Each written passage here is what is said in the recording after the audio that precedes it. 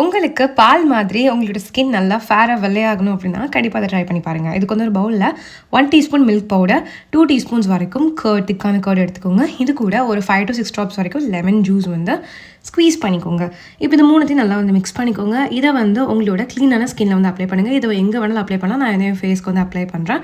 So apply பண்ணிவிட்டு 15 to 30 minutes வரைக்கும் உங்களோட ஸ்கின்னில் வச்சுட்டு அதுக்கப்புறம் வாஷ் பண்ணி எடுத்து பாருங்கள்.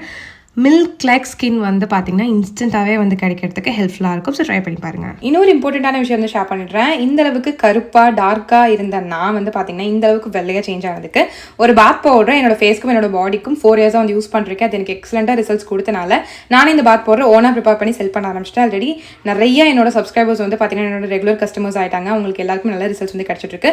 என்னோட கஸ்டமர்ஸோட ரிவ்யூஸ் ஃபீட்பேக்ஸ்லாம் செக் பண்ணி நினச்சிங்க அப்படின்னா என்னோட யூடியூப் சேனல் கம்யூனிட்டி டேப்ல செக் பண்ணி பாருங்க.